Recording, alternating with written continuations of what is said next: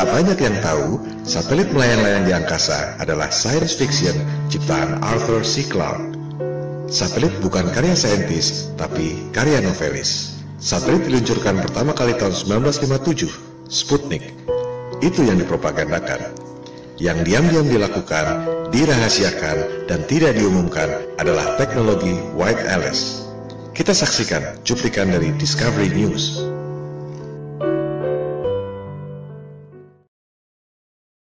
So, we found a bunch of huge sci-fi satellite dish things on the top of a mountain in Alaska, and they look like this.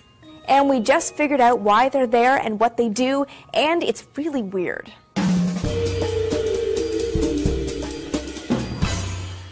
Hey everyone, Amy here.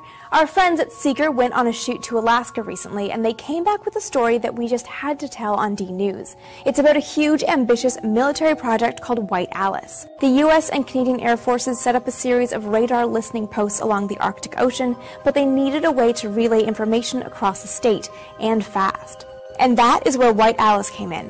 Beginning in 1955, the Air Force and Army built a network of communications hubs that used a very new technology to connect with one another. Phone calls and other data were transmitted via microwaves, beamed up into the air, bounced off the Earth's atmosphere, and back down to a receiving site.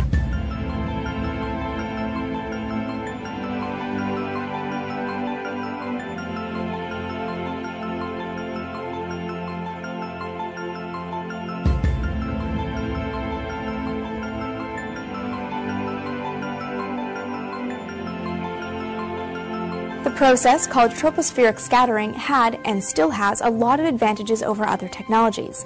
First, bouncing signals off the atmosphere means that hubs don't need a clear line of sight to communicate, which is a useful thing in a mountainous place like Alaska. This way, White Alice sites could be 200 miles apart.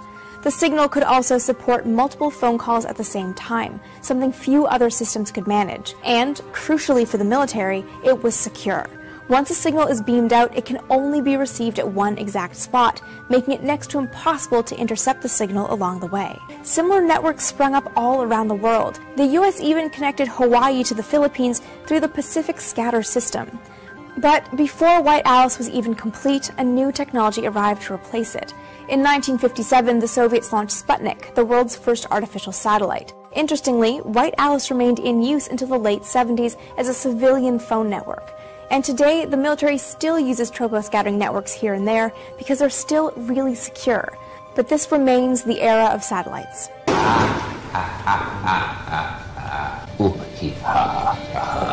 I thought my jokes were bad. Itu yang diberitakan. Proyek White Alice dihentikan karena ada satelit Sputnik. Padahal sebaliknya, di dapur rahasia, teknologinya terus digunakan. Sementara yang dipasarkan adalah bisnis satelit, science fiction karangan Arthur C. Clarke. Itu sebabnya, setelah tahu bahwa teknologi White Alice berjalan dengan sempurna tahun 1955, 2 tahun kemudian Sputnik diluncurkan tahun 1957. Pemicu turunnya dana tak terbatas, baik untuk Amerika Serikat maupun Soviet, lewat perlombaan angkasa luar. Elit global selalu mengambil keuntungan dari kedua belah pihak. Discovery News bingung.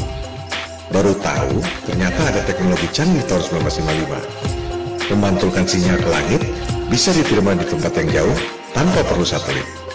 Itulah rahasia militer. Tak akan ada beritanya di koran. Hal-hal seperti itu hanya bisa dipahami lewat analisis intelijen alias kecerdasan. Elit global memperoleh bisnis triliun dolar dari ilusi satelit. Genius. Maka episode NASA Hollywood kita tutup dengan kesimpulan ini. International Space Station adalah program senilai 2.000 triliun rupiah. Para astronot yang terlibat di dalamnya terikat dalam perjanjian, Confidentiality Agreement. Tak mau tanda tangan, ganti orang baru. Jadi, bukan negara-negaranya yang berbohong. Segelintir orang-orang itu saja yang berbohong. Bisnis angkasa luar adalah scam yang paling mudah. Sebab, tak ada yang bisa mengaudit barang di angkasa luar. Laporan-laporan ini hanya video-video berupa gambar kartun CGI dan trik Hollywood. Pada kenyataannya, seperti Anda dengar sendiri dari Discovery News tadi, langit itu pendek, bisa memantulkan sinyal komunikasi sejak tahun 1955, White Alice. Buat apa ada satelit jika tahu bahwa langit bisa memantulkan sinyal telkom dan data? Tak perlu bayar satelit mahal-mahal. Kesimpulan dari episode ini, bukan hanya NASA berbohong, tapi NASA mencuri uang Anda. Kita semua bayar biaya telekomunikasi mahal karena percaya pada kebohongan mereka. Elit global merampas harta warisan anak cucu Anda lewat ilusi satelit dan bumi bola, serta hutang negara-negara yang bertumpuk. Pelakunya adalah dia juga. Hutang negara kita per detik ini, jika dirupiahkan, 5.400 triliun rupiah. Angka ini berubah tiap detik. Kita lihat berapa jumlah uang rupiah yang diedarkan oleh Bank Indonesia, 528,5 triliun rupiah. Artinya, seluruh jumlah rupiah yang beredar saat ini, termasuk semua uang yang ada di rekening dan di dompet kita semua penduduk Indonesia, digandakan 10 kali lipat pun belum cukup untuk bayar hutang-hutang kita. Kepada siapa kita berhutang? Dia lagi, elit global. Mereka sudah melakukan ini selama ratusan tahun. Sudah saatnya kebohongan dan kezaliman ini diakhiri.